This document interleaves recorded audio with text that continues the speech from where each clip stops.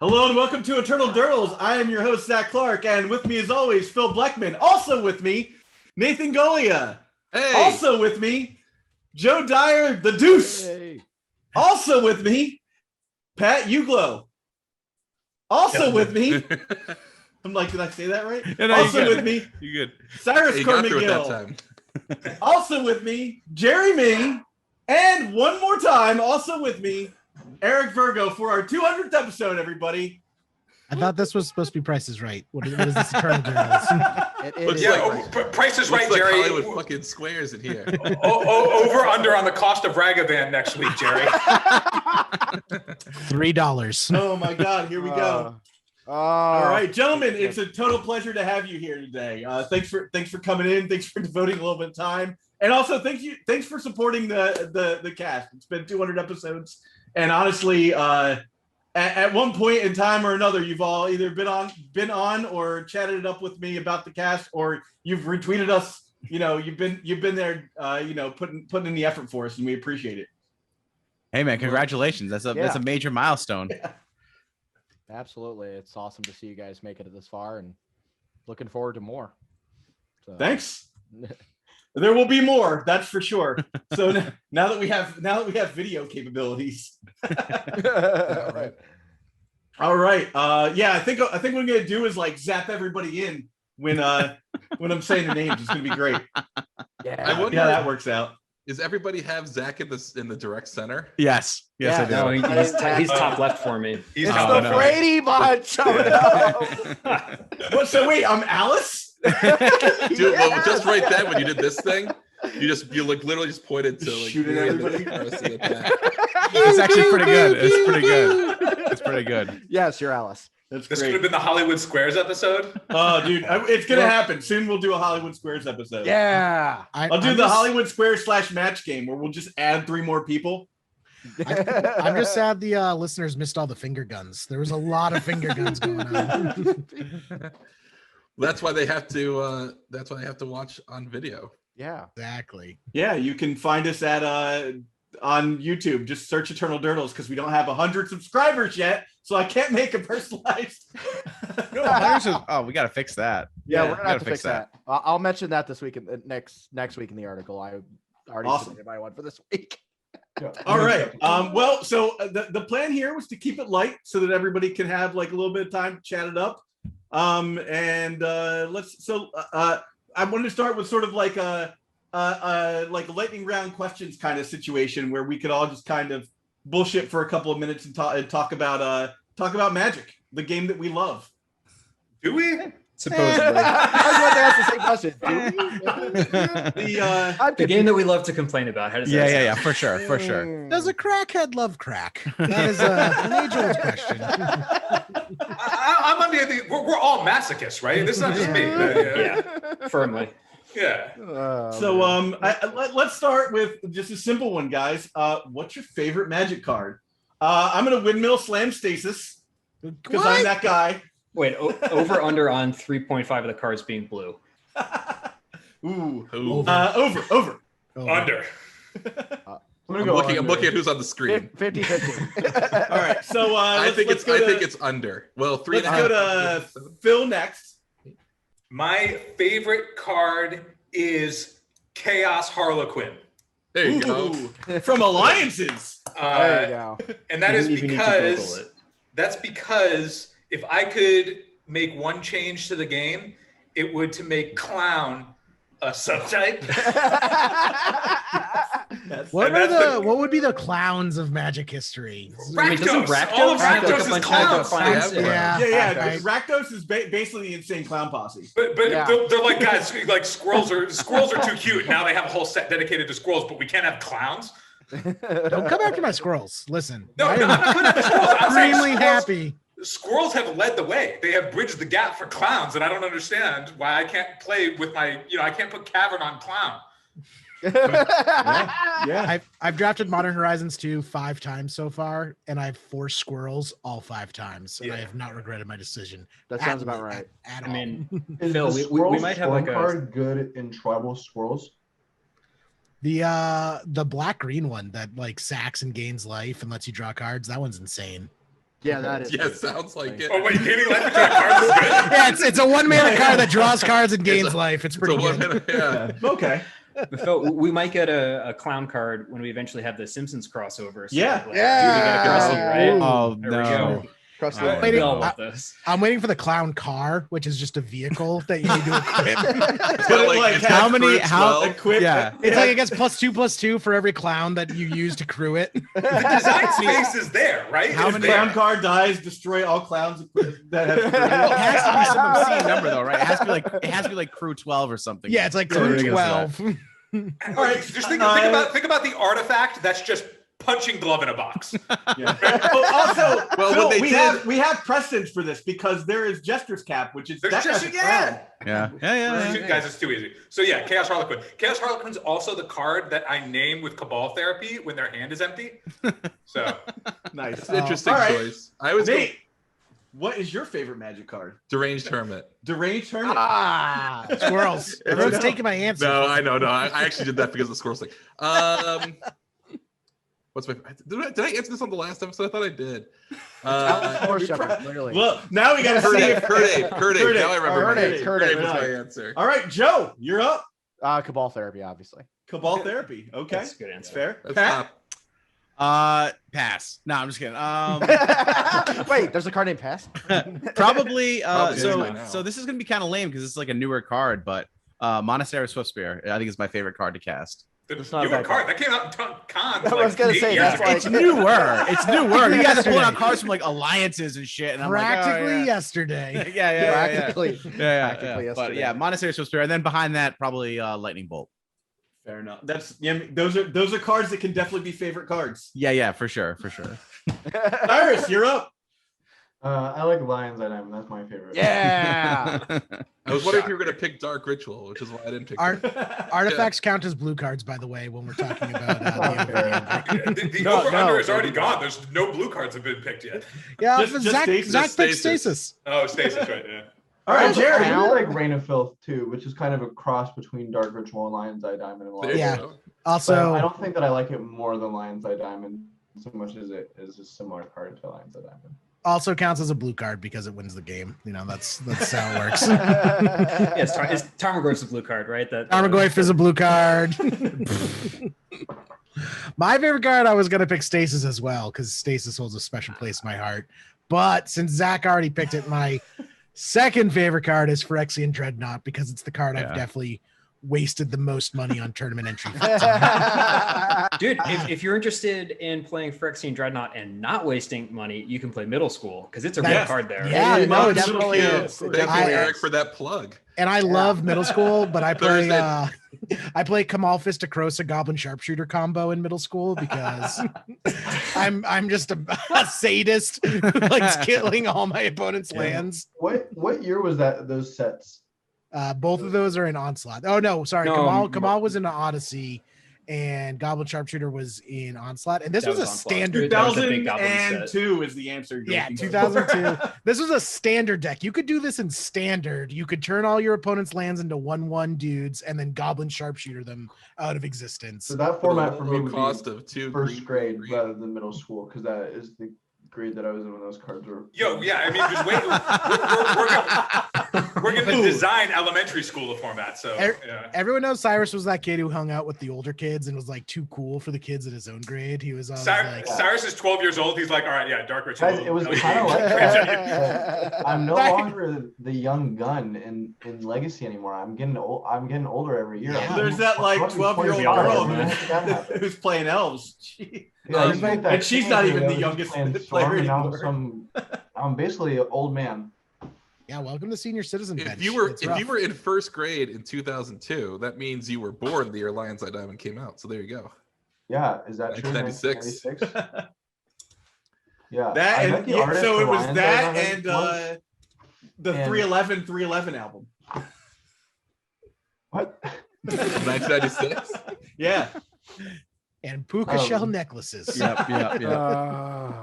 All right, I Eric. met the artist for Lions at Diamond once, and she told me, she's like, it's weird that this is the card that everyone always wants me to sign. A very similar card because it's the same character in the art as Mana Prism, which is just like some 3-mana artifact mana rock. She's like, I really think that people should be checking that one out because obviously Lions of Diamond is good and it's a very similar type of mana card. And I was like, oh yeah, hell yeah. And it's about how they're exactly like, the same. a lot. I've had a lot of conversation with artists, and it's funny that they talk about it. It's like, yeah, this card that like everyone loves and everyone's getting like framed pictures of and hanging up. It's like, I phoned that in. I painted that in like an afternoon. So that ended up being the breakout card from the set. Was that your discussion with Faye Jones about Bolt stasis? and Black Lotus because it would be like easy or something. So about stasis, actually, Pat and I on Leaving a Legacy, we had one of the curators from the Museum of Fine Arts in Boston on the podcast, and of all the art we looked at, she said stasis was like far and away the best. The best, yeah, the like best the most composition. artistic. Yeah. Yes, Jerry, it was the most artistic. You fucking idiot. yes. The curator. I just woke up from a nap. Definitely, this is the thought you most were driving. artistic art of all the art. You fucking asshole. Wait. I thought you were driving. So Yeah, I was driving. I was sleeping in the car while I was driving here. He's got a Tesla. It's doing the autopilot. Yeah. Okay. All right, Eric, your favorite card. I've had the same favorite card for a long time, and it's Stifle. I love doing weird shit with that card. That's a blue card. I was so close. I had Gush. Oh wait, can't read it. Gush. I had written down Gush. Oh, I had 4 German foil Gushes for a really long time. After like the second time that it was restricted in Vintage, and I was just like, one day they're gonna let it out of its cage, and then they did, and I was so happy. And then they restricted it again. And then it will never come back ever. Who's the person who wrote an entire book on Gush? Menendian. Yeah. Steve Menendian. Yeah. It feels so bad for him. He wrote an entire book, got it published, and then I mean, that's kind of the kind of thing that will happen if you write a whole book about a Magic card, right? Yeah, I mean, it needs a second edition because Mystic Sanctuary is all over the place in Gush decks, and it's like, you know what's better than one Gush? 2 Gushes. 2 Gushes. You know what's better than 2 Gushes? All the Gushes. Yes. Okay, so the next question.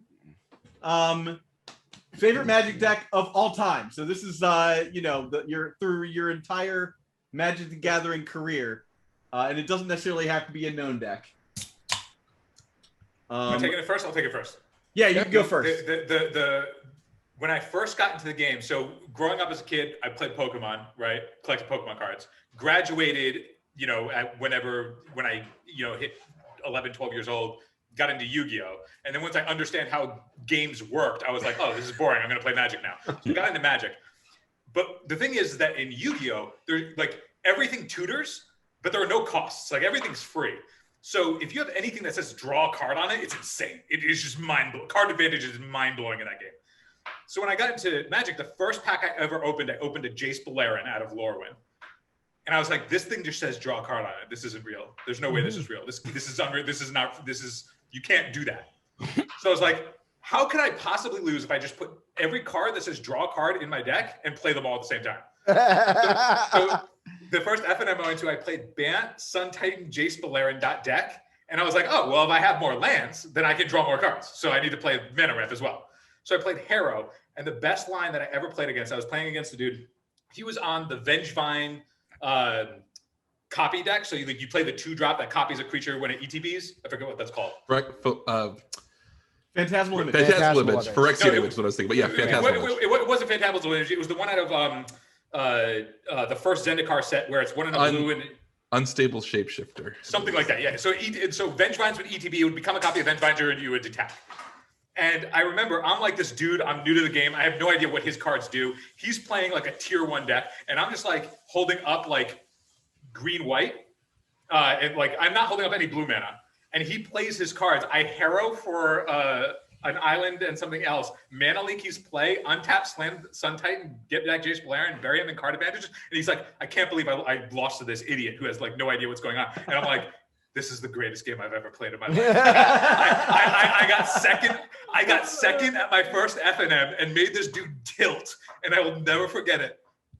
My favorite deck of all time will always be Sun Titan, Jace Beleren, Harrow, your fucking Vengevine. All right, Nate, you're up. Sorry, Renegade Doppelganger is the card you're Renegade thinking of. Doppelganger. That was what it was. I still think my favorite deck of all time is the deck that got me to start playing Legacy again, which was Sam Black's Goblin Bombardment deck from right after Dark Ascension came out. I mean, unfortunately, it doesn't really exist anywhere anymore. I play Goblin Bombardment as much as I can, though. I have Goblin Bombarded people with a lot of squirrels recently and stuff like that in middle school, just to like get the chance to play it. But man, it's just it's the kind of deck that's like a real nice puzzle, and you can customize it a little bit. You can try different packages and stuff. Was a nice little snapshot in time. Because of that, I like bought heavily into Legacy. And then the next set that came out was Avacyn Restored, which had Terminus. And the next set had Young Pyromancer. And then the next set had Deathrite Shaman, rest in peace. That's exactly how it went for that deck. Joe, go for it. I feel like I should say Nick Fit, but actually the answer is Vintage Dredge. Just because I enjoy tapping Bazaar Baghdad quite a bit, and it's just a lot of fun to play. And some of my fondest memories from playing that deck are playing the Fate Stitcher Sun Titan version of that deck, where I had a game where I played against an Oath of Druids player who was on the play.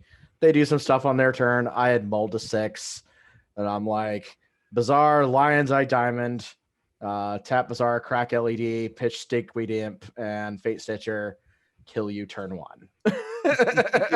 The old vintage dredge lists used to like be much different than what. Oh they are yeah, today. much.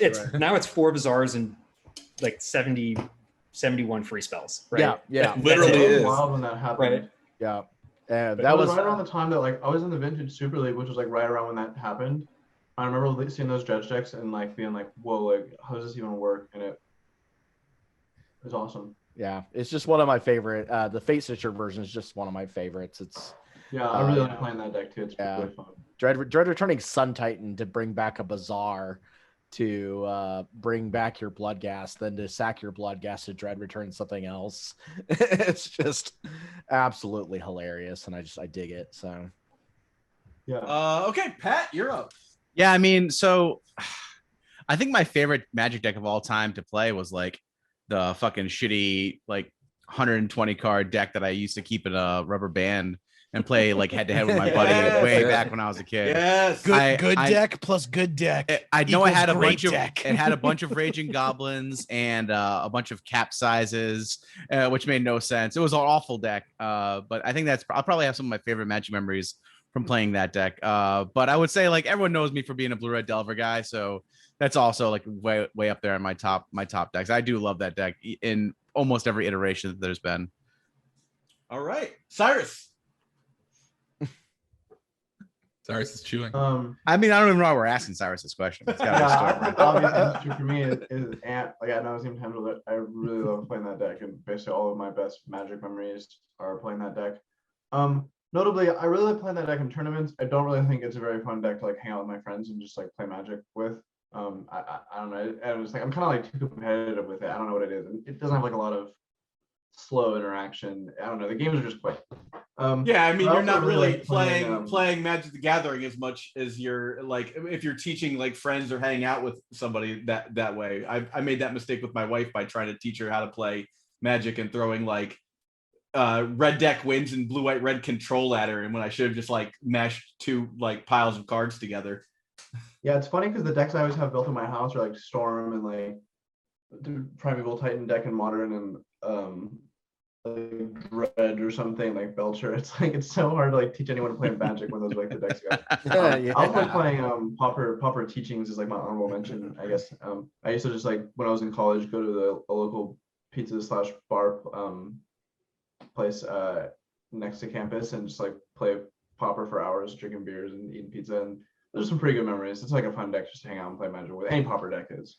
Yeah. Pauper is actually a legit format. It's fun.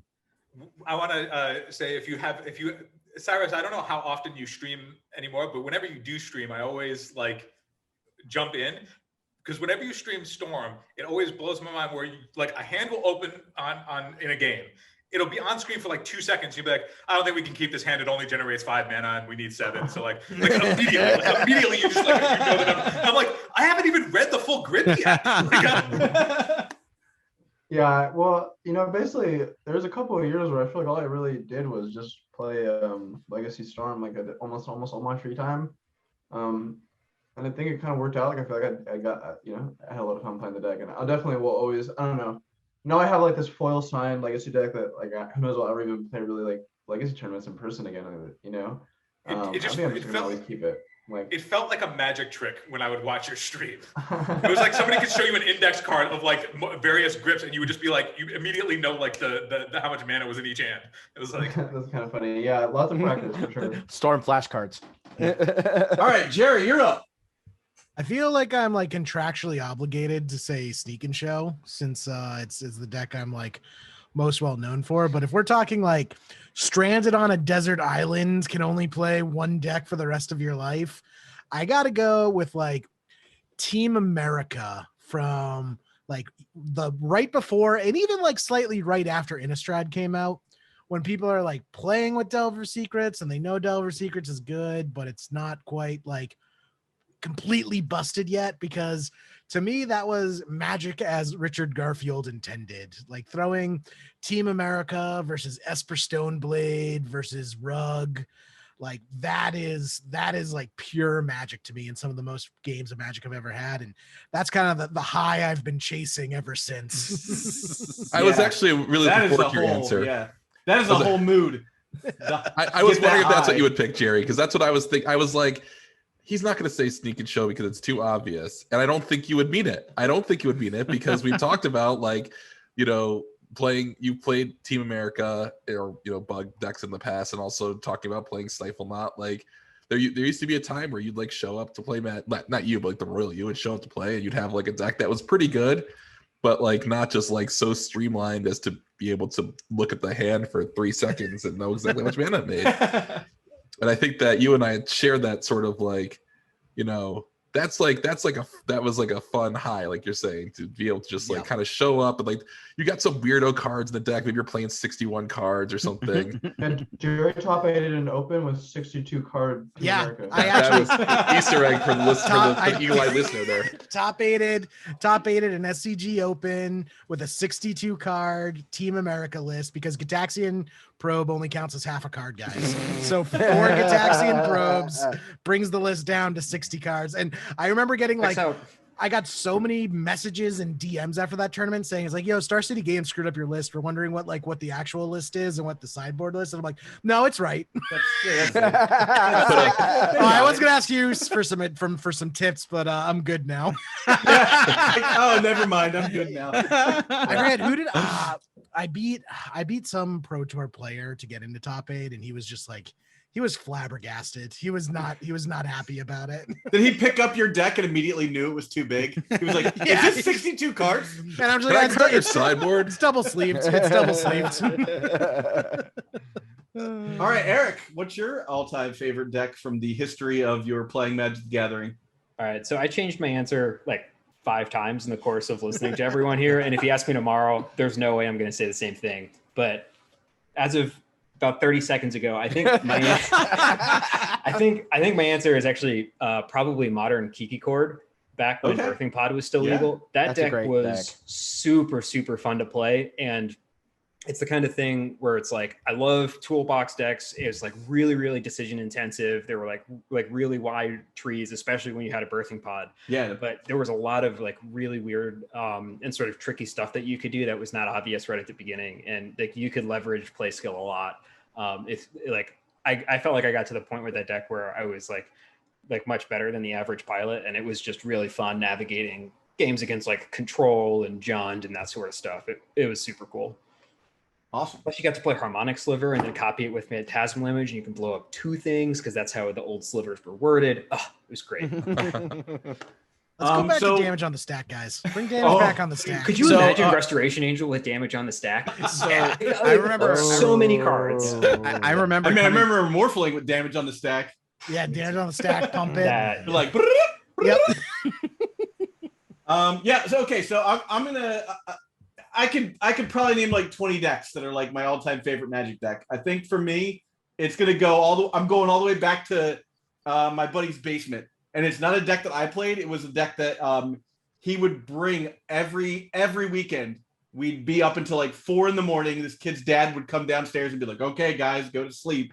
It was a Hell's Caretaker Breeding Pit Ball Lightning deck.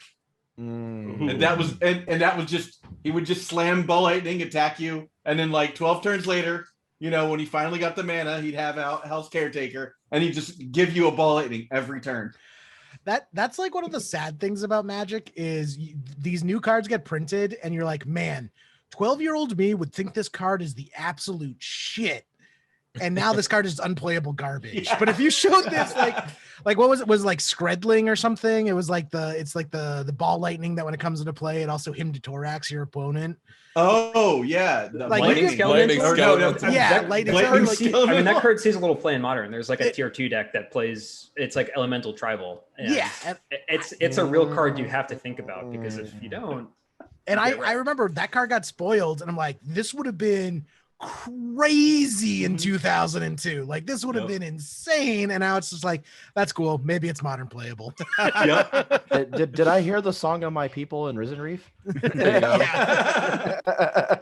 Not anymore. Modern Horizons 2 came out, which means everything that was playable previously is now not playable in Modern. I will always try to make Risen Reef play. They did print 5 free elementals. This is true. Risen Reef's getting sweet. Also, for Cyrus's Amulet deck, they printed a 0-mana tutor for the best card in the deck. Can I just say I'm still hung up on Jerry mischaracterizing Dakota, saying that Stasis was the most artistic of all the art that she saw. I'm still like, that's still in the back of my head right now. It's true. And it bothers me so much that you would besmirch her good name like that, Jerry. I remember your guys' episode. We were talking about the art, and she comes on and she's like, "Oh yeah, I really like this art. What's cool about it is there's the 5 colors of magic on the palette." And Jerry's like, "What?" I've literally looked at this. I've looked at this art for egg. 20 years. 20 years I have looked at this art, and I have never noticed that before. Oh. All right. Well, we know that Jerry's answer to this next question. What's your proudest Magic the Gathering achievement? Let's start backwards. We'll go with Eric first. Eric's on mute. You're on mute. Button. Year and a half into the pandemic, and I still haven't figured out mute. I think the proudest Magic memory that I have was the first Pro Point I got was at a Legacy GP, and this is right when it was like right after Deathrite Shaman got printed. It was like, I think it was the first Legacy GP after Deathrite was legal, and I was like on the fence about playing either Goblins, which used to be an actual like good deck, and Rug Delver, and all of my friends were trying to convince me to play Goblins because like they thought Rug was terrible. And I ended up playing Rug, and I won my last round for like top 64 by playing against Sneak and Show. And I still remember that game 3, I ended up winning because I was either at like 16 or 17 life, and I got attacked with an Emrakul, and I stifled the Annihilator trigger to be able to live and win on the crackback. And it was like, it was just an awesome moment. Like a bunch of my friends were around and that sort of stuff. Awesome. It's always cool when you get that first moment where you do well and there are people around that are just like rooting for you. It's a super cool moment. Yeah, and during that GP, I played against Reed Duke. He was playing Jund, and I had diverts in my sideboard because like there was a lot of people playing Hymn to Torok and stuff like that. And I got 2-0'd by Reed. Spoiler. Game 2, I diverted his Abrupt Decay from my Sylvan Library to his Tarmogoyf, and I still lost that game. Wow. I have a question for Jerry. Following up on that, when you go to attack with Emrakul and like you're playing against someone who's got like an open blue or some sort of other weirdo, like don't even think about it, just face first. You're just like, and you're like, they haven't scooped yet. Like they've got 3, like he's played Rug Delver. Eric must have had 3 permanents in play or 4 permanents in play, and you're like the Sneak and Show player's like, all right, well I guess I'll attack with this thing that kills you and everything on your board. Like, I just wonder what that feeling is like when you're like, oh, they're letting me attack. This can't be good. There's something horrible is gonna happen. It's always hard. tell when someone has something like that in person, like playing Storm. You'll be like playing, and like I can almost always tell my opponent doesn't have Forcible because they just sit there like they look like they're like having the least amount of fun you could ever imagine. It's like, oh my god, like it'll be like round 14 of a GP, like playing like pretty serious stakes, and they'll be like, oh my god, how does he have it again? Like, okay, sick, I have no idea. You know the trick to combat that is to it's called the Yu-Gi-Oh trick, and you lay your hand face down and you just like flip cards from the top of your library up and just Yu-Gi-Oh it. You know, your opponent can't get the read if you yourself don't know what you're doing. That's basically what ad nauseum is, right? Yeah. I mean, Yeah. All right, so Jerry, what is your proudest Magic the Gathering achievement? So not any of my wins or tournaments or anything like that. My proudest moment came real early, probably like my first couple months of playing Magic. I was playing a Goblins deck, and I was actually playing against Stasis. And my Stasis opponent gets the Stasis lockdown, Tangle Wire, Stasis, Chronotog. And he's like, all right, I win the game. I scoop. You should scoop now. I'm like, no, I don't think so. And I'm like looking at the board, and I'm trying to figure out a way out of it. And my board state is basically 2 Goblin Sharpshooters and then just a bunch of 1/1 goblins.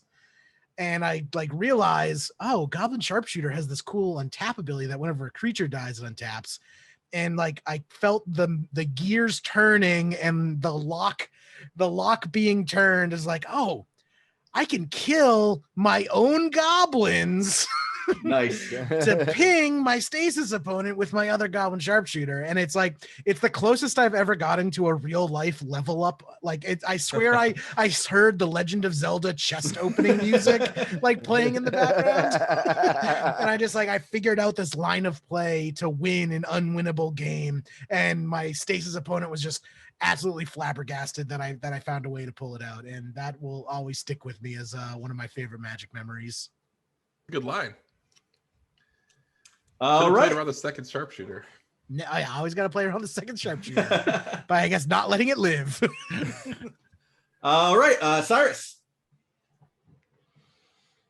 Well, I feel like like my good Magic like finishes at big tournaments I'm really proud of them all for different reasons. Obviously, like they were like I tested a lot for all those tournaments, and like they were like really felt good. Like feels fucking good to win a tournament that's that size, That being said, I think that like my proudest moment is, I don't know, kind of like a lot of people, especially like in the last couple of years, have like come to me and been like, hey, like I like learned how to play Ant, like watching your streams, or like, hey, like honestly, like, you've been like an inspiration to me because like you're so like kind and everything. And I kind of think when I first started getting into Magic, especially competitive Magic, I was like, a teenager, and I was like had a pretty bad attitude and was like kind of entitled. And I think I tried to work pretty hard, like be a nice person and be a positive influence in the community. And I kind of do feel like, looking back on the last few years, especially in the Legacy community, that I feel like I did got to be like that a little bit. So I'm pretty proud of that for sure. I'm proud of that too. That's a great answer. Pat. All right. Come up with something toxic. Yes. What? This one time I beat the 6-year-old and I made them cry. I mean, I do have like almost a perfect win record against my 9-year-old, so I'm pretty proud of that. No. So when I first came back to Magic, this was back in like right when Born of the Gods came out. I had taken a long hiatus from like high school, didn't play at all in college or whatever. Like had a long time that I wasn't playing, like 12, 13 years, something like that. And so I came back and I started drafting, and then I took a bunch of my draft chaff and went to an F&M and played like a Black-Red Minotaur deck at F&M that was a 60 card deck with 17 lands, because I didn't realize I should add more lands to my standard deck. And then fast forward like a year later, and I remember one of the kids I played at that F&M that night who like demolished me. He was on like Mono Black Devotion, just trashed me. This kid Alan. We were playing for a winning in for an IQ up in Southborough, outside of Framingham, whatever. And I was playing like this like red, this Mardu, or it was like a red white, I don't know, fucking some cons block deck or whatever that I had scoped off of Pat Chapin and the dude he was doing a podcast with at the time, Top Level. And I ended up beating Alan, and then he sent Adrian, who was our original podcast host, an email. This is probably like maybe a couple months after that. And the email was just really, really kind, and just basically saying like he was really impressed at like how far I had come along in Magic, like, you know, going from playing like an absolutely unplayable draft standard deck into like playing something that was kind of like ahead of the meta or whatever the case is.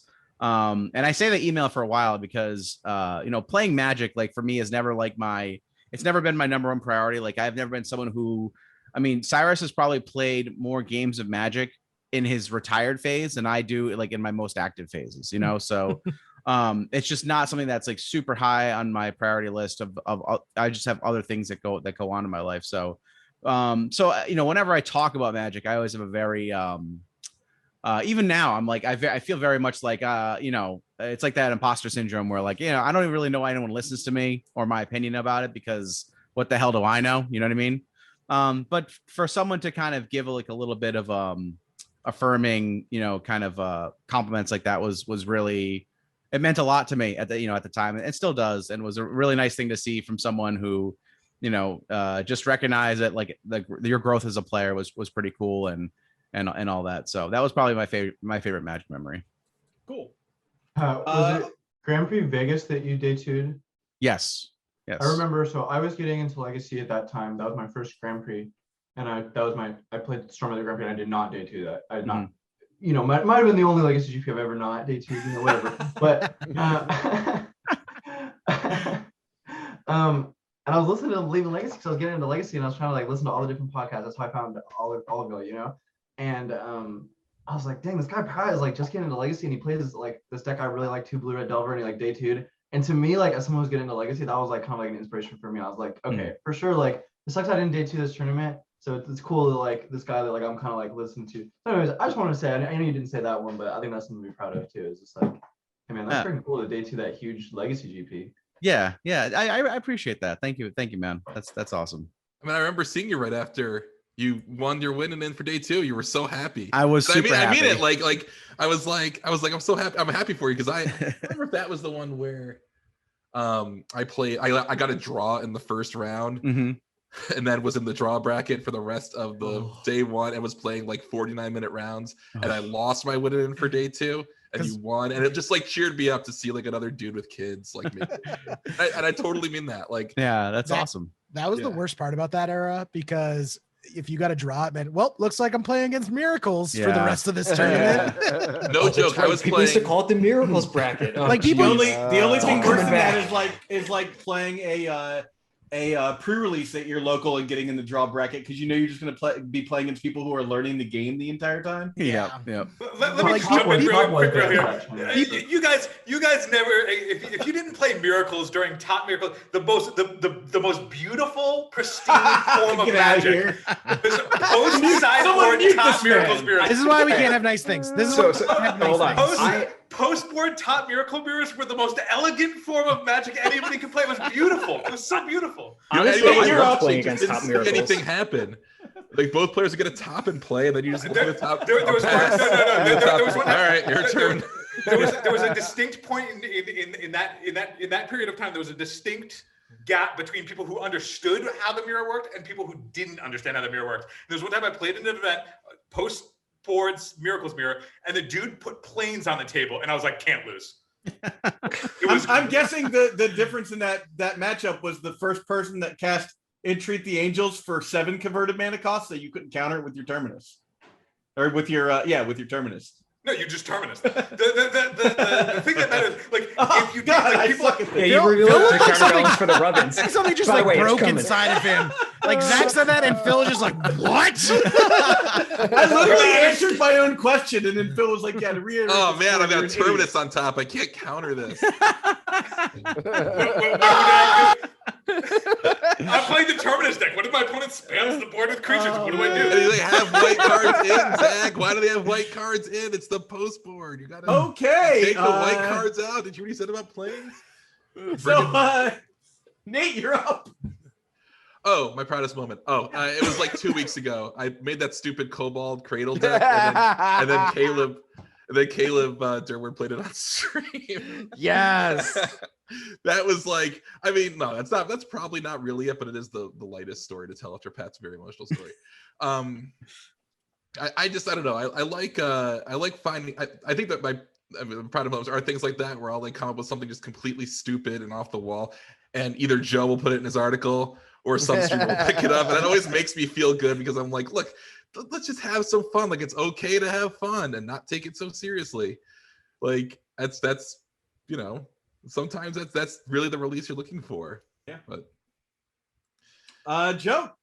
Eric already stole my GP story, so I mean, no, I'm just kidding.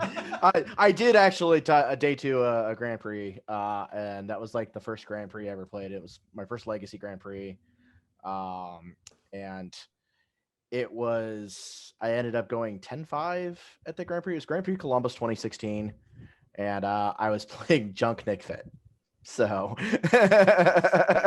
and I the only reason I did as well as I did in that event was because I played against Eldrazi like a total of like 4 times throughout the course of that event. And that was a matchup I knew very well because I used to play like weekly with a guy that played Eldrazi, and I would just get paired against him every week. And so going into that event, I was just like, okay, well, this Eldrazi matchup's not too bad. And sure enough, it was like day 2. I'm like, I played against Eldrazi like 3 times in a row. And I was like, cool. But that's big. But I think my biggest thing is having stepped more out of wanting to be more of a competitive player. This is kind of like a level up thing for me. I'm not a very good player. I'm gonna be honest. I've stepped out of that realm of being a competitive player and stepping into the role of being more of a content creator. And my first year of writing This Week in Legacy, especially last year, was very big for me because everybody in the community was just so incredibly welcoming to have me on the column, as well as like willing to help out with certain things. All of the like various like collaborative things we did throughout the last year, the roundtables, Nate was part of a couple of those, those things. Those were really big for me because it would just show that like, hey, everybody in the Legacy community just really wants to help put their opinions forward and help, let people know what they think about the format. And I like giving that platform to people. I think it's very important that even the people that may seem like they're kind of small deserve that chance to voice their opinions. Yeah, I mean, I not to speak for everyone here, but I think that's a huge boon for the community. Yeah.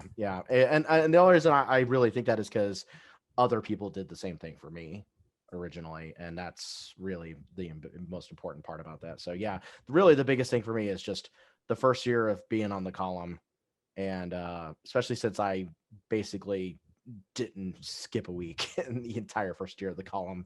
So that is a full year's worth of Legacy content that we were able to put out. And so, and of course, all this will be eclipsed in about a month or so by something else I'm extremely proud of that I can't talk about yet. So, Awesome. Yeah. That's it's going to be a thing. So when I was a small content creator, the first 2 people to feature me were this podcast. I came on this podcast. I remember I was so excited. I like wrote down like notes on my phone about like what I was going to talk about, and I was like sharing it everywhere. I was so stoked. I was like, I cannot believe someone wants to talk about Magic. Like, I remember I used to always listen to this podcast and like all the different podcasts, like driving in my car to like track practice in college or like just whatever, like walk into class and be like, man, what would I say if I was on this freaking thing? Like, no way that'll ever happen. That's what I yeah. Like, no joke. Like, I listened to Jerry and Adrian a lot. Like, very early on, and obviously the original Everyday Eternal and Legacy Breakfast guys. That was the only 3 podcasts that when Zach, that's when Zach did the podcast I wanted to jump on. And I remember like thinking like, oh man, like, Jerry and Pat always get such great guests. And I remember thinking like, hey Zach, I'm gonna ask this guy Eric. He just double top 8'd Eternal Weekend. Let's see if we can get him on the cast. I was like, he's probably going to want to go on with like Jerry or something. And you jumped on, Eric. And that was like a huge, that was a pretty proud moment. Just like to be able to be like, oh yeah, like I definitely want to like talk about this. This was awesome. Like your experience was like, this is awesome. Like, I want to talk about it, Yeah. I mean, like I had the same experience as Cyrus where I was just like, I had never even dreamed that like someone would want to like listen to what I have to say about things. And being on the cast that you guys invited, excuse me, that you guys invited me on, like, I don't know, it really like revealed to me that I was interested in doing that. And that was like a big motivator for starting a podcast, which I eventually did with Cyrus, which was just nothing but great memories for me. Yeah. I mean, my whole stance on creating content was, it was less about would anybody want to listen to me. It was more about you're stuck with me now. You're listening. I'm going to keep doing it until someone hears me. I'm going to give a tip for all the listeners at home. If you want to be on a podcast, just ask. Because for real, being in the content creator seat, it is difficult coming up with things to talk about every single week. So if someone's like, hey, I have this really cool thing to talk about, can I come on? I'm like, yes, please come on and make my life a little bit easier. Yeah, I remember you guys told me I could come on if I had a top 8 tournament. And then I had my very first ever tournament win a few years ago. I remember you guys let me come on and I was so stoked. I'm already sure we had to put that fire in your belly. We had to put the fire in your belly. I am really extremely competitive. It honestly really does. I still honestly, Pat, like even before like the finals of Grand Prix Atlanta, I was like, that motherfucker Pat. Come on, this tournament, Pat is the finals. I always think about it. That's awesome. Right, so, I remember being glued to my phone like the entire time because they were only doing like text coverage. That's right. It was worse than that. If I recall correctly. I was just glued to my phone like the whole day, following Cyrus's progress and going, but win, and then it's like, awesome. I'm like, yes. There was a point where we were getting I can't remember who was doing well, but Nate was just texting me from the plane that he was on. That was actually Cyrus's Eternal Weekend run. Yeah. So, where I was watching and both Cyrus and Eric probably doesn't remember this, this particular incident where I was watching you play and you had a Necro and a Bolas' Citadel, or maybe it was something else. You at the top of your library, and every card was the absolute fucking worst card you could have looked at. Hold on. I'm texting Zach. Time out.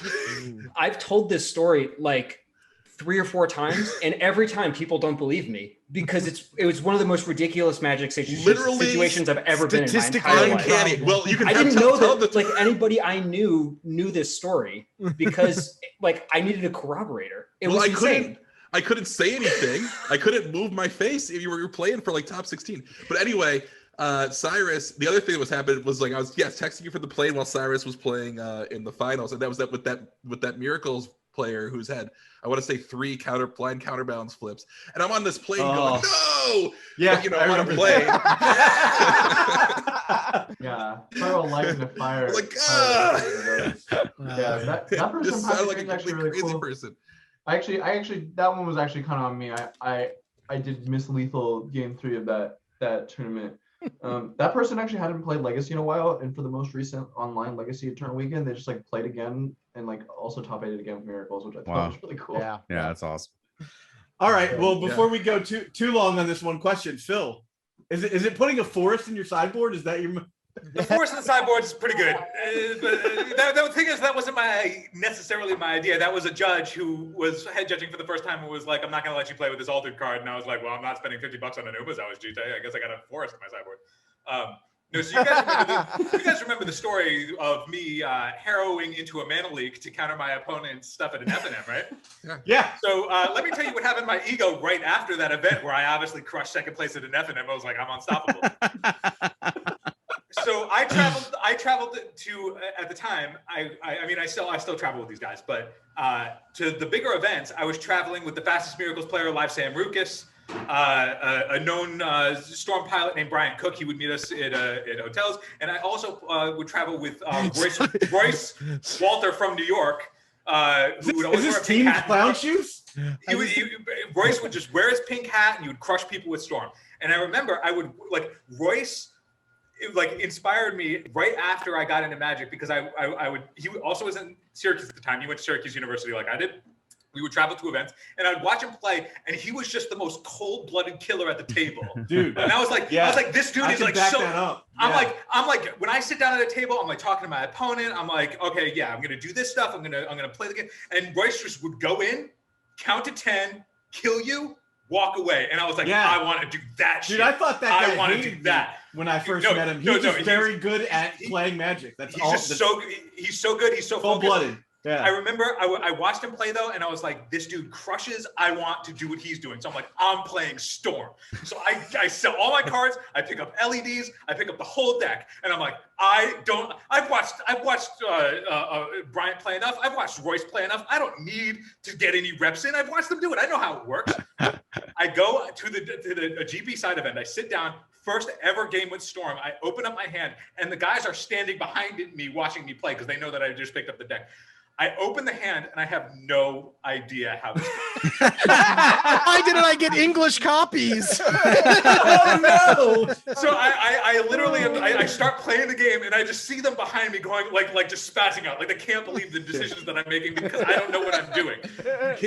I'm like okay, I scoop game one because I don't even remember what I was playing against. That was just like I have no idea what's going on. So I scoop after not taking any game actions or whatever game one. I go into my sideboard. I'm like, I have no idea how to board. I don't know how this deck operates. I'm like, okay, but at the time, I was also like, you got to shuffle all 15 cards into your sideboard and then take 15 out so they don't know. It's the tiny edges, Phil. It's the tiny edges. Especially if you're playing Belcher with the 15 island sideboard. So I don't know how to play this deck, but I still board in 15 cards. And I'm like, I'm going to board 15 out. But I'm going through my deck. I don't know what to board out. And then I realize how long I've been boarding for. And I'm like, oh, shit. Time passes. I just don't remember this. I just black out in the moment. I present my deck, and then right after I present my deck, Royce says behind me, he's like, "Did you just present a full deck with your sideboard in it?" 75. Jeremy approved. I'm like 75. So I presented a 75 card deck. Royce asked me this question while I opened my hand, and I'm like, "Sure did."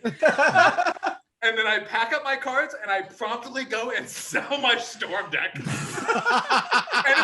it was at that tournament where I got miracles because I sold Storm and got miracles. Oh and the rest of the season. There you go. Phil, I like the tiny edges, Phil. That's like rolling into the Magic tournament, going up against your opponent, and just being like, Yeah.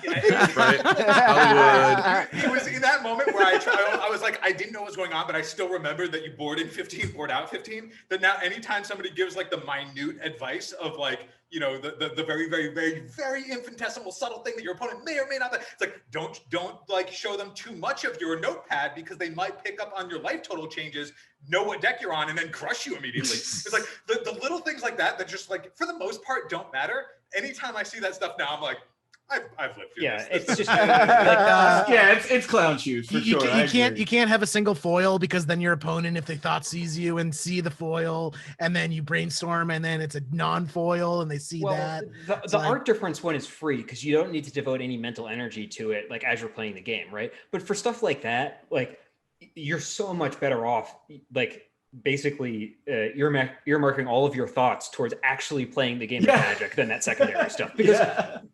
Magic is so fucking hard. Like people they think about all those other things. It's like focus on block and tackle Magic and you'll just do better than most people. Okay, so I guess I have to answer this question. I think going over so it's my proudest Magic the Gathering achievement. Man, I think it's gotta be all the friends I've made. Like as fucking cheesy as that is, it's like my best man at my wedding, like I've known him since I was like 14 playing Magic with him. Like, you know, all of you guys, you know, like everybody I know, almost everybody I know that I've known for like longer than a year, you know, that's not a coworker is someone who plays Magic. Mm-hmm. And I think that to me, like it's not just my proudest achievement. It's the game's proudest achievement, I would say. Mm-hmm. We made along the way. Yeah, it's the friends we made along the way for sure. I actually have a second answer that I hope I can give. You know, when all these like rapid fire questions started, I think it was mentioned that we want to keep it light and fun. So I didn't give my real answer, but my real answer is, I guess it's like a little bit of a long story, but I used to play at the Channel Fireball Game Center in California, and that's where I met Cyrus. And I had finished my round relatively quickly and I had no idea who Cyrus was. And the first time I had seen him play was like round 4 or 5. He was at one of the top tables. And this is back when Top Miracles was legal. And he was obviously playing Storm and he was playing against Top Miracles. And it was obvious it was a post board game. And he just made no plays besides land drops for about 20 turns or something like this. And he ended up killing his opponent the turn before his opponent had lethal, because I think his opponent either entreated or like had Monastery Mentor tokens out or something like that. He's like, okay, this is the turn. And it was just like extremely clear that he had a game plan and he executed on that game plan and he beat his opponent. And it was like very, very obvious to me right then that like Cyrus was a super, super good Magic player. And that's like how I knew Cyrus was good. And then I got to watch him play for years at that point. And like, I'd say my proudest moment was actually when I had heard that he had won the GP playing Storm. And it was a really, really special moment for me, or I would say somewhat strange moment, because that coincided with me finishing a really long hike I did called the PCT. And the last couple days of the hike, I didn't have cell phone service. And the last day that I had cell phone service was after day one. And I had seen that Cyrus was XO. And it was like the last couple of days of the hike, the only thing I could think about was like, how's Cyrus doing? And when I finished the hike, the first thing I did after I got cell service was to check the GP results. And I remember being in the car and looking at just a photo of Cyrus holding the trophy. And I was so happy, because I knew that he was at that level from the first time I saw him play a game. And it was super, super awesome to see. I just got this mental image of like a rescue chopper picking Eric up from like some desolate mountaintop. And Eric's just like, how's Cyrus doing? The MASH theme plays. Yeah. Yeah, exactly. Eric's writing who won the GP in gasoline. Yeah. Match. The chopper pilot's like, what does it mean? All right, okay. So this one's a much lighter, easier, faster round. It's your favorite Magic the Gathering flavor text.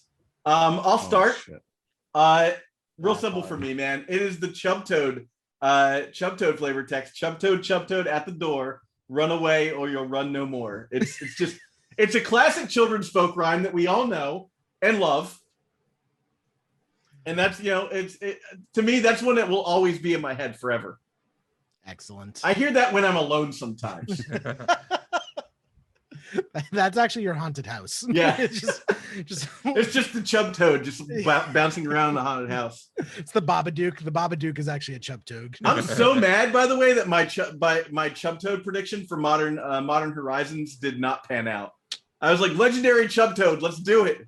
Well, there is a Chub Toad in the set. Yeah, there is some sort of like, Chub Toad analog. The one that eats tokens. No, it's I wish it could have been there for sure, but yeah. It's the Bushido frog. Oh, Bushido Frog's pretty cool. He's actually he's a bomb in green, by the way. For, that really is draft. Good. Yeah, take that card every time you can. Actually, don't let me grab because I force green every time. So leave him for me. All right, Phil. My favorite. So WotC is, for all of their issues with fire design, they're actually very good at making flavor in the mechanics of the cards that they do. And I remember the one time where I saw a card and then the flavor text broke me. And it was when I saw Feldon of the Third Path. Like spoiled for the first time. I read what that card did, and then I read the flavor text, and I remember like gasping. It was just so, it hit me so hard. So the flavor text of Feldon's flavor text is "She will come back to me." And like, if you know Feldon's story, it's just like that hits so hard, and I will never forget that moment because no other Magic card has ever done that. The one that came closest was probably Gideon's Rest in Peace. Oh yeah. Right, like just from the story that they had built that whole time, and that one hit also. And I remember that like everybody else felt the same way. The first time though, Feldon of the Third Path. Whew. That's in reference to Thanos or Ashnod. Do we know? I don't remember. No, Feldon's wife. Or I think it's Thanos. wife. I think it's Thanos. Yeah, Thanos. I believe. I think Ashnod was the evil Mishra yes. underling. So I'm gonna go with Thanos. Of the Wand. Thanos' wand and weaponry, I believe. All right, Joe. Another one that kind of like on the level of Phil's, the kind of the one that kind of gets you a little bit is the original flavor text for Obliterate. So for those who don't know what that one is, it's the picture is Baron casting the Obliterate spell, and it says for his family, Baron made a funeral pyre of Teleria.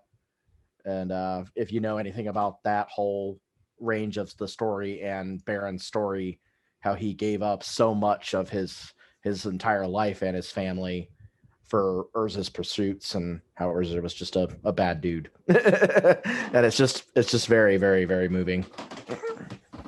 All right, Nate. Well, I want to tell a story first. First, like I found a demo that my band in like 9th or 10th grade recorded on a karaoke machine when I was home a couple weeks ago. And I was just thinking about all the, like, I've been in a bunch of bands over the years. Not many of them have gone very far. The one that actually has gone the most actually doesn't have any Magic the Gathering Easter eggs in it, which a lot of my other bands do, either intentionally or not, or have, I should say. And I remember just like hanging out band practice, and I had I guess it must have been a 5th edition Inferno. And I just was like, we were done. We were just kind of like eating. And I was just like paging through cards. And I just read the flavor text of the 5th edition Inferno, which is, some have said there is no subtlety to destruction. You know what? They're dead. It's Giant Ballad. Giant Ballad quotes are always the best. Well, the singer just was like, oh, read that again. And he starts writing it down. And that became one of the lyrics of the songs. Just straight up lift, which, happens, which has then happened a lot, because I'll be like, here's an idea for like a song. I like a lot of the flavor text that's where, like what's the word I'm looking for here? Just sort of like plucked as a moment in time, not necessarily part of the story, though it can be like, it doesn't mean it's like not part of the story, but like we're just kind of like those, like almost like a sample on a record, which is probably. You never wrote that Carnival of Souls song? No, I never did. That is actually great flavor text. That's my birthday. My actual favorite flavor text is on Wasteland. The land promises nothing and keeps its promise. After I moved from New York to Utah and then Texas, that really started to hit home. All right, Pat, you're up. Well, there was one that I couldn't find the actual card, but there was another one that came to mind. So as a young child, when I first got into Magic, I was really into like Stephen King, Edgar Allan Poe, H.P. Lovecraft. And when I first saw Marsh Viper with the Conqueror Worm quote on the bottom of the card, I thought that was like the coolest thing I had ever seen. Yeah. But there was another one and I couldn't quite remember the card. So if I find it, I'll let you know. But yeah, Marsh Viper was like my top 2 flavor text cards for sure.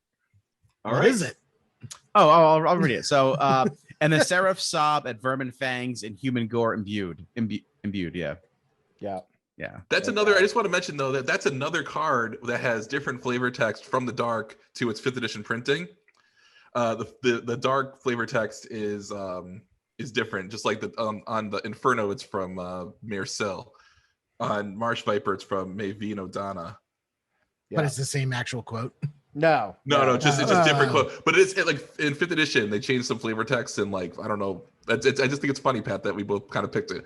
Yep. Like this sort of like you literally had to be there because those cards are not being printed again after 5th edition. Yes. It's like the only time it's not on the original version of the card, and it's not on whatever dual deck version it's got now. Mm-hmm. But yeah, right in the middle, you get those new flavor texts. All right, Cyrus. I like it's also my favorite card, but I like Lion's Eye Diamond's flavor text, which is pretty simple. It's held in the lion's eye, and it says it's a Zalfirin saying, meaning quote, caught in the moment of crisis. And kind of interesting. I actually talked to Pete Venters about this, who is the artist for Tendrils of Agony, notably, which is a card definitely near and dear to my heart. And I tend to talk to Pete a lot at Magic tournaments, just because that's like the only card in my deck really that can win is like Tendrils of Agony. And for a long time I played with like Pete Venters signed Goblin tokens too. So it's like I always be like, hey man, like I'm playing this tournament, like this is the Tendrils he signed for me. And now he like asked me how I'm doing and stuff. He's cool. And he was like the story director, I think, at the time of Mirage. And he was saying that Mirage was originally named like the Lion's Eye, I think.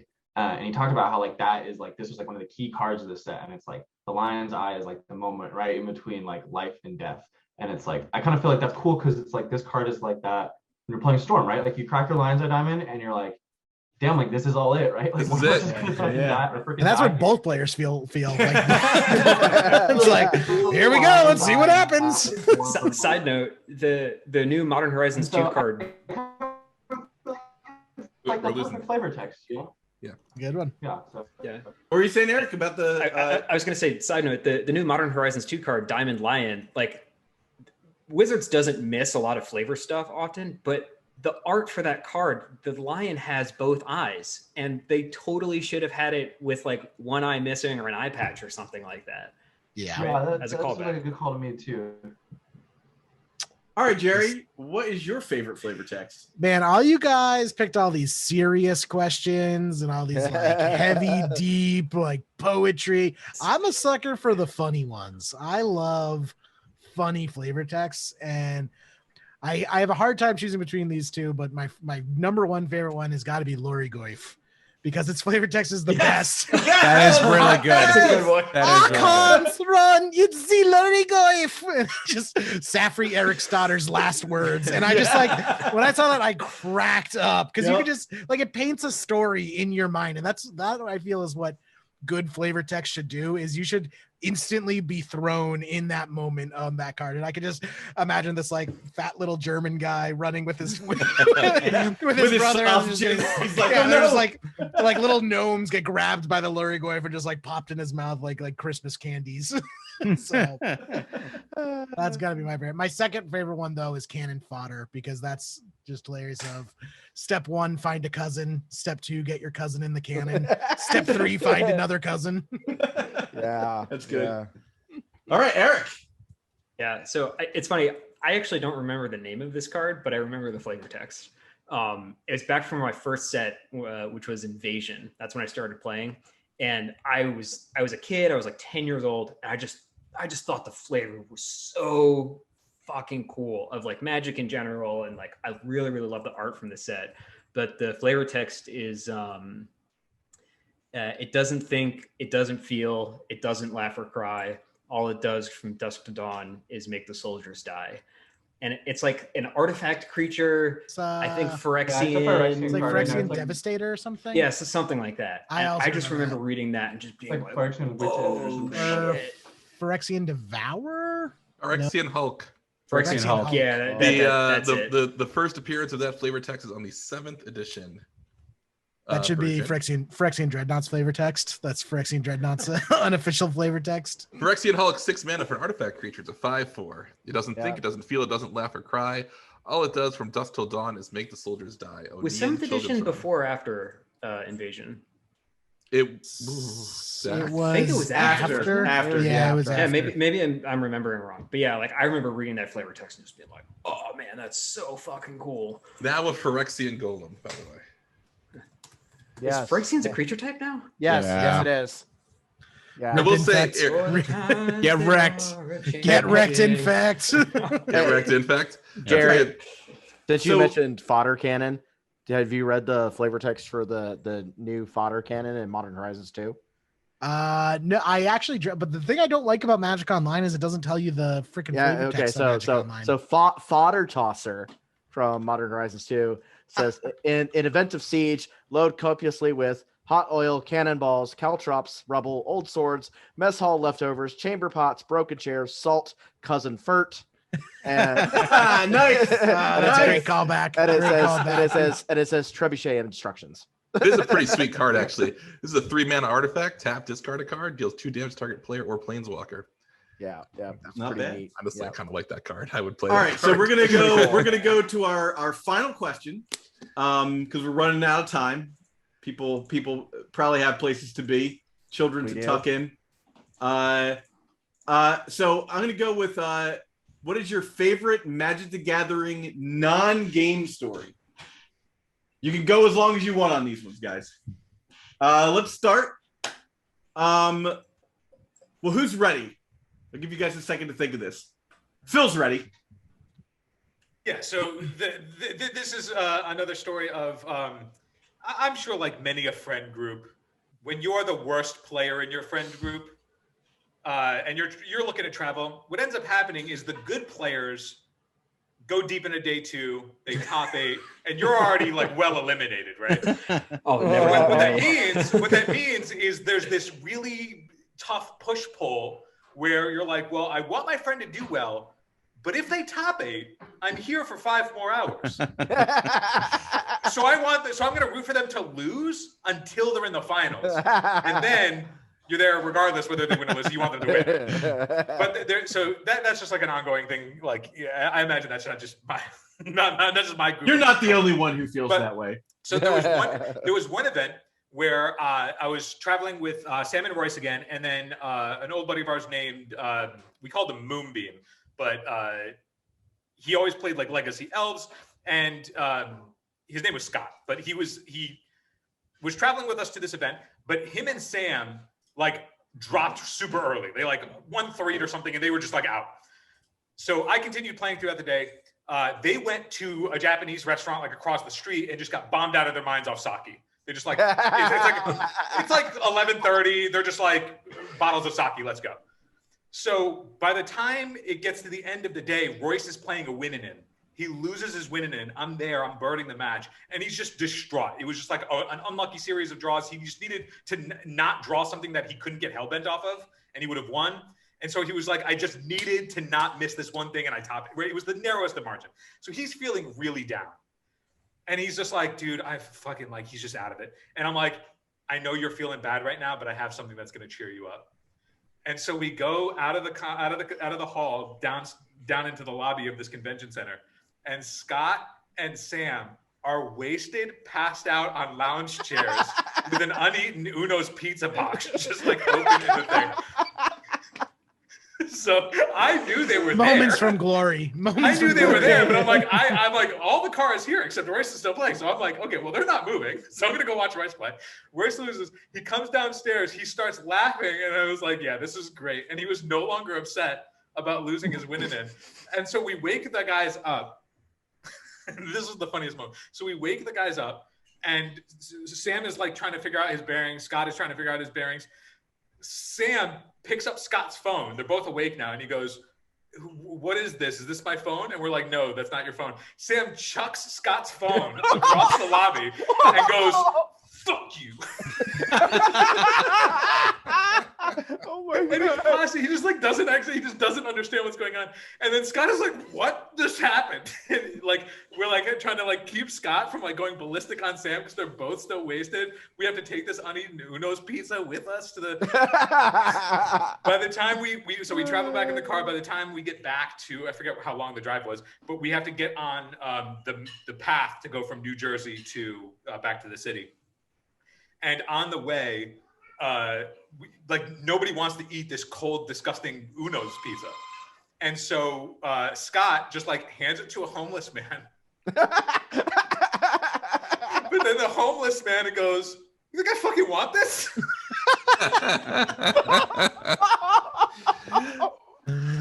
So that's my very memorable non gameplay story. All right, I'll go next. So in, I want to say 2000 or 99, Pro Tour New York. I have never made a Pro Tour to this day, but a friend of mine made the Pro Tour, and he got a hotel up in New York City. I drove my 87 Camaro up there with like 5 people in the car. Sick brag. Yeah, it was not a good car. I'll go right to the end of the story. I broke down in the Lincoln Tunnel coming back home. for the uninitiated, the Lincoln Tunnel is just one of the worst pieces of infrastructure, possibly in the United States. But in the interim, because this was back when K ratings existed, if I could become a level 1 judge, we could up the K rating of our tournament to 16K instead of 8K, which was a big deal back in the day. So I was like, okay, I'll take the judge test. So I sat down to take the judge test, and this guy sits down next to me, and he goes, "Hey, how you doing? I wanted to thank you for taking the time to make to like support the community in the game." And I turn around, and it's Richard Garfield. No, and I'm like, "I know you, Wow. He got that same reaction from everyone in the room. No, it was great. And so he sat down with me. I took the test. He sat down with me, graded the test with me. Helped me correct the mistakes. I pretty sure I failed, but because he explained all the mistakes to me that I made, and he assumed that I like remembered this stuff, he passed me on the test, shook my hand, and was like, "You're now a level 1 judge." So I was made a level 1 judge by Richard Garfield. That's like getting knighted by the Queen. That's super cool. Yeah, is it Sir? Is it Sir? Yeah. Zach Clark? Sir Zach Clark. Yeah, so that to me, that's my favorite non-game Magic the Gathering story. I have one that I want to go before Pat steals it. Damn it! If you take mine, I'm gonna be so angry. Are you Are you doing the buffet one? Which one? Oh my God! There's more than one buffet story. Are you going to talk about Dr. Rich? Dr. Rich. Okay, yeah. I have a different one. So we were at different one? in Okay. Vegas, and Richard Garfield show. So I forget what GP this is, but Vegas. It was Vegas. No, it's not Vegas. No. Niagara Falls. It was Niagara Falls because I remember I it was a shitty casino buffet. Yep. Yeah. So it was GP Niagara Falls, and we all get out and we're all like, oh, we're hungry, but we have like a group of like 40 people. Yeah. It's like the only place that's going to be able to sit 40 people is this like shitty rundown casinos buffet. Hold on a second. That is the Seneca Niagara Casino. I play poker there 8 hours a day because I figured if I could make $10 an hour playing poker, I wouldn't have to get a real job when I was going to Buffalo State College, and I pulled it off for like 8 weeks. It's like one of the most depressing places on earth. It really is. Yeah. It is. New York. Yeah. Like Niagara Falls Casino, but anyway, so we have like a party of like 40 people, and we like get corralled into. It's not even a line; it's just like a funnel of people into the buffet, and it's this big, huge dining area that probably seats like 500 people, and it's like the poor haggard waiter is just like, all right, you guys go there, you sit there, you sit there. In comes Dr. Rich Shea, and he's not having any of it, and he's just like, excuse me, we're here a part of a wizard convention. We need to find our wizarding friends. Yes. It is very important that we sit with our wizarding friends. Meanwhile, I'm just next to Rich saying, please stop calling us wizards, Rich. Please stop that, dude. Don't refer to me as a wizard, please. I'm already seated, and I just like raise my hand. I'm like, oh, Rich, over here. And he's like, oh, there are my wizarding friends. I need to sit with my wizarding friends. It was horrifying. Pat is horrifying. as red as a tomato. Just great. Yeah. So to piggyback off of Jerry's, this was I actually had another one to talk about, but this is actually one that might be a little bit funnier. I was after some SCG Open in Worcester, and Jerry, myself, Adrian went to a Brazilian steakhouse in Worcester, downtown Worcester. And so like the way they seat you, this Brazilian steakhouse, like they come around, they cut off everyone the meat, whatever, they'll come back, you know how a Brazilian steakhouse works. Well, Rodizio, they call that. Yeah. So it was just, and I don't know if it was because we had a long day and like you're just a little punch drunk at that point, but they kept bringing food around, and Jerry was sitting at the head of the table. But the way they rotated the food around, by the time they got to Jerry, all the food had been served to everyone else because there was like 12 people at the table. So all the food was gone. So like for probably 20 minutes, everyone is grubbing, everyone's eating, and Jerry's plate is literally empty. He's gotten nothing to eat. And a ketchup on it. nothing to eat. And every time it gets a little funnier and a little funnier as a guy comes and like starts divvying out meat and then like circles back to Jerry and just walks off. And Jerry's like trying to get his attention. It was one of the funniest, like one of the hardest times I've ever laughed. And like, it's hard to convey it in a story like this, but trust me, it was glorious. And Jerry's face, he was so hungry. We hadn't eaten all day. And it was so fucking funny. Literally sitting there with like my fork and knife, like licking my lips, have the napkin like tucked down my shirt, and then I just get getting snatched away. So good. Oh, it was one of my favorite. I will say though that like some of my best memories have been with like the people we've met playing Magic, and seeing Cyrus win a GP and seeing Jerry top 8 at GP, and seeing those major moments in our friends' lives has been really, really fulfilling. But I don't think I can top Jerry just being hungry and watching food like go by. Something out of like an Ernest movie, It was. That's what you could not have planned it any better. You would think that it was just too funny. I ended up having to go up and go to the kitchen myself. Yes, Jerry. Yes.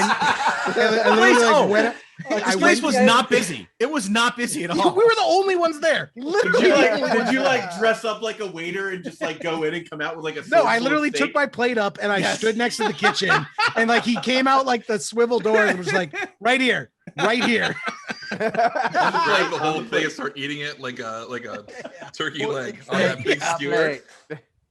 It was great. Oh my god! All right, who's next? I'll go. So I've already given, I'd say, my favorite Magic memory that's not game related.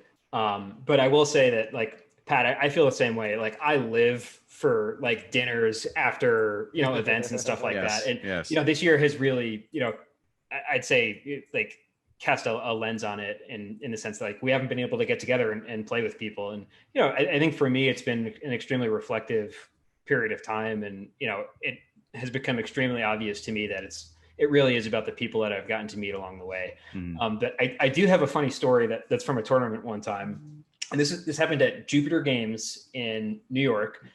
For those who weren't aware, Jupiter used to run these duels for duels tournaments, and everybody in that room was a ringer. Ely Cassis used to play there. Brian Cook used to play there. Hollywood used to play there. He was a big man Ellis Dredge guy. The people who used to play in that room were really good. And I had spent a lot of time losing because that's where I learned how to play Legacy. And at one of those events, I'm playing against a friend who I drove up with from a little north of New York City, which is where I grew up. And we were in a car of 4 people. And my friend and I were playing for a win and in. And then 2 seats down from us was another friend. That other friend who happened to be in earshot was playing the old Werewolf Stompy deck. So this is before Goblin Rabblemaster got printed and that sort of thing. And it was still the same deck where it was just Blood Moon, Magus of the Moon, Chalice of the Void, and then the most quote unquote efficient red threats that you can find. And there was this werewolf cards from Innistrad that were the best. Right.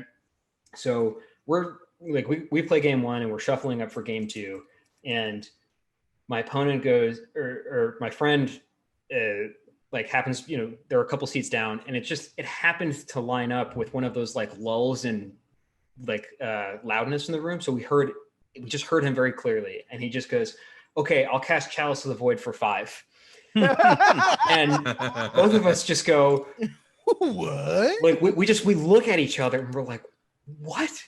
So anyway, we're driving in the car home and we're like, dude, what was that about? He's like, well, I was playing against Reanimator and I already had Chalice on 1, 2, and 3. So I didn't want to get any of my stuff forced at will, so I put it on 5. Those are the cards that he drew, and he was playing Werewolf Stomping, and it was just one of those moments where it's it just totally caught me off guard, and it still gets told when we get together. That's awesome. Can I tack on a Jupiter game story? Because I also loved go for it. Oh yeah. So yeah, Eric's not kidding. Jupiter Games Duel for Duels was the premier event on the East Coast. Everyone who was anyone would be there. And I was super excited to go to this one tournament. I was meeting up with a couple buddies to go down and play in it. When this was when the Boston Marathon bombing happened. And my hometown is Watertown, Massachusetts, which is where the Boston Marathon bombers went to. And the Saturday I was supposed to leave to go to the Jupiter Games tournament, they had the manhunt in Watertown and locked down my entire town as they're going basically door to door looking for the terrorists. But I can't miss a Jupiter Games Duels for Duels tournament. So I got in my black Chevy Tahoe SUV and basically ran the blockade. OJ? God. I ran the blockade to get out of Watertown because I couldn't miss the Jupiter Duels for Duels tournament. I wish I could have seen that mugshot afterwards. And nothing happened. I didn't get caught. I didn't get pulled over or anything. But I thinking back afterwards, wow, that was probably one of the highest stakes things I've ever done for one of the to go to Elmira, jumping. Elmira, New York, drawbridge. Yeah. It's do that. You're where you go to Elmira. Elmira. Yeah, imagine I get pulled over and I don't just get shot. And they birthplace of Brian Williams. I never got to go to Jupiter Games. Really makes me upset because I grew up so close to it, and I could have, like that was like in my they were doing that in my like lull period. But I always just love all these. I love the stories that like Eric and you guys are telling about Jupiter Games. I always think about like all these people had to go to Elmira, like literally one of the worst places on earth. Just this tiny town. It's not even Corning. It's like not even Corning or Binghamton. It's like in between them. And they have like a Welcome to Elmira sign that has 2 pictures of Brian Williams on it. 2 pictures. Yes, Officer, I'm on my way to play a children's card game for money. In Elmira, New York. Not even money. The mugshot. Pieces of cardboard. Pieces of cardboard. Pieces of cardboard. So that was my dumbest moment in Magic. My dumbest moment in Magic is pyroblasting a Supreme Verdict. Yeah, doesn't work. Good one. I technically do that. I have dazed a spell pierce that was targeting my abrupt decay before. That was oh man, and it was one of those like where all 3 resolved and both me and my opponent were just like, wow, we're done. That's the difference between a GP top 8 and a GP win. I've dazed the spell pierce before, but it was the right thing to do because I needed to get my storm count higher. Threshold. For Flusterstorm. Oh, okay, for Flusterstorm. Yeah. All right, Nate, have you gone yet? I haven't. I'll go now. I don't want to make it a big deal. My favorite non-game Magic memory is 194 episodes of the podcast. I the last month, like I obviously I left the show earlier, not that long ago, and one of the reasons I wanted to was because I didn't want it to be awkward when we got to the 200th episode, and then I'm like, oh, peace. But I was like super busy, but I was like I was completely overwhelmed with like a lot of stuff for work and life and things like that. And I mean, just like I'm really proud of what we did, and I've been happy that you guys have been able to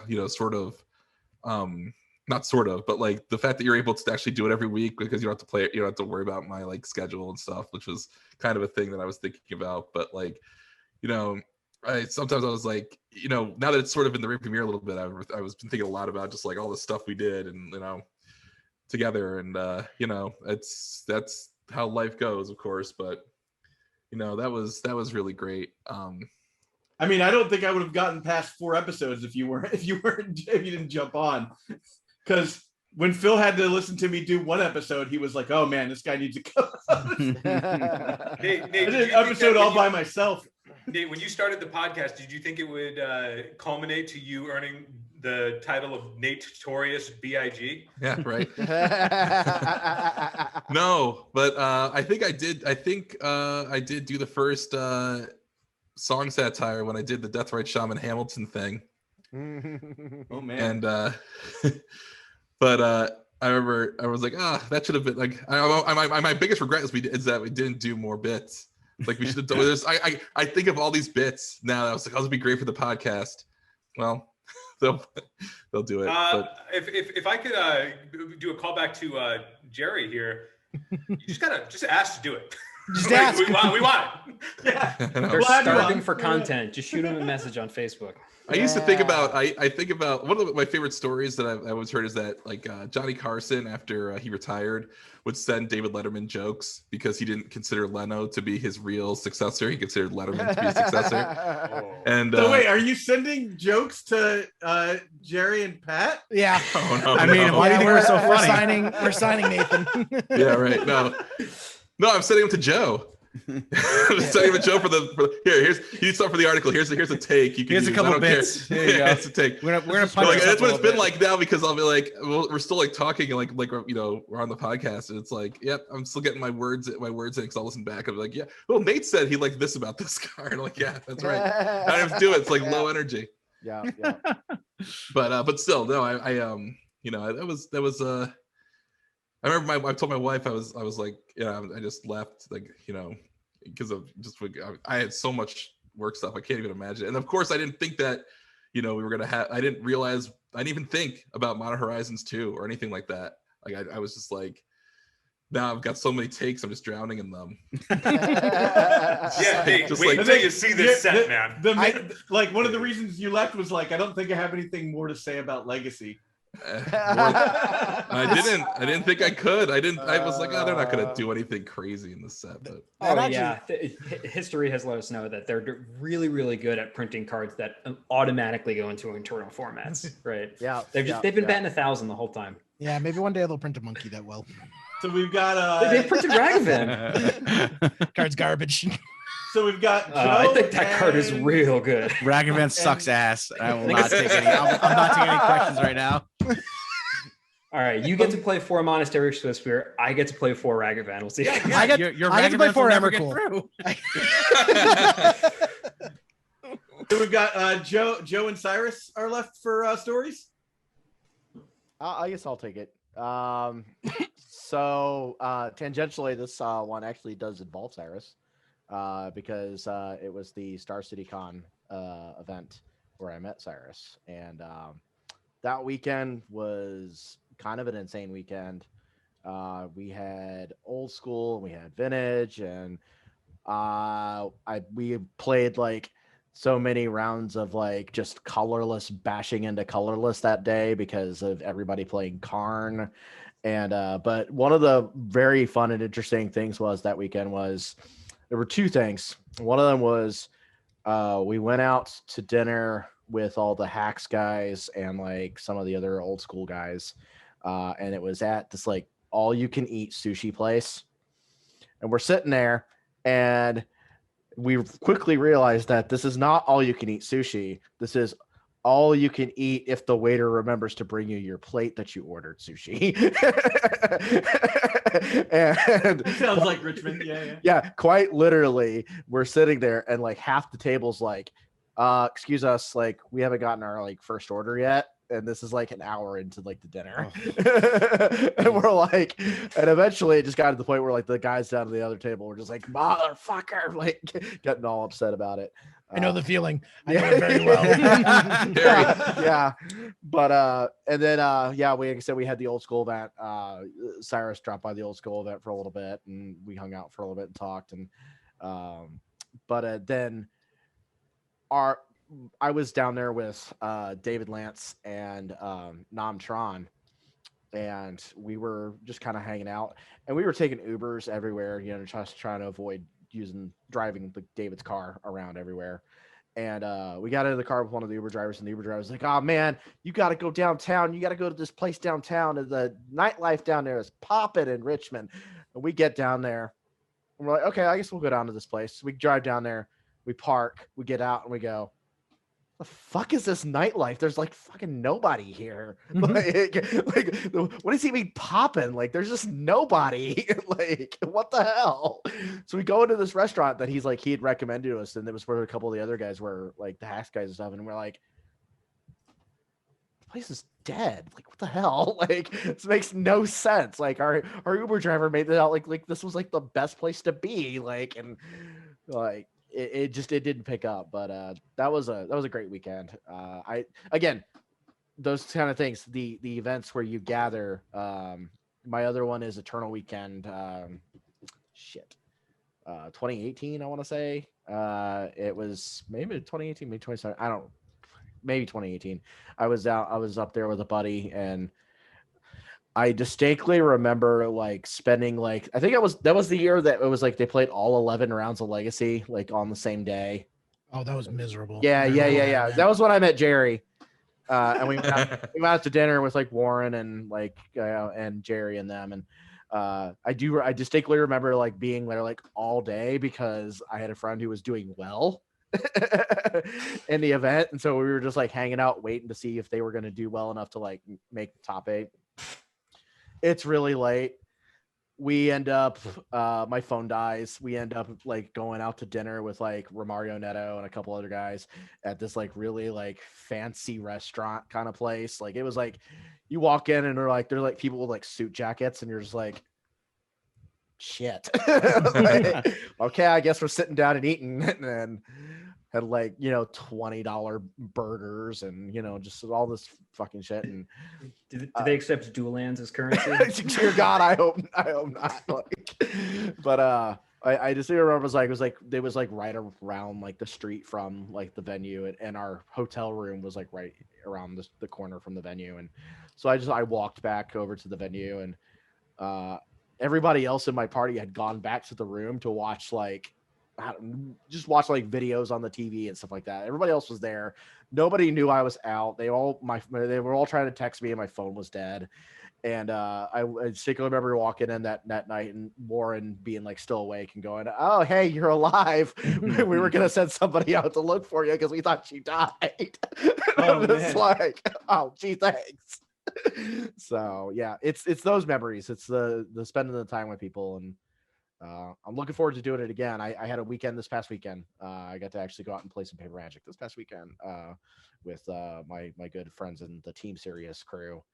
And that was great fun getting to spend time with everybody and catch up. And so, yeah, it's those memories that are the best. Yeah. Yeah. All right, Cyrus.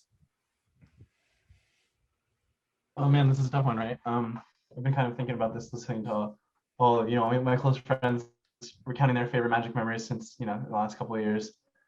I think kind of the thing about Magic is so much of it has just shaped like my adult life, which I'm sure is true of a lot of us. But like for me, like when I got into Magic, like it was an interesting point in my life. Like I had just like moved for the first time. Like I moved out of my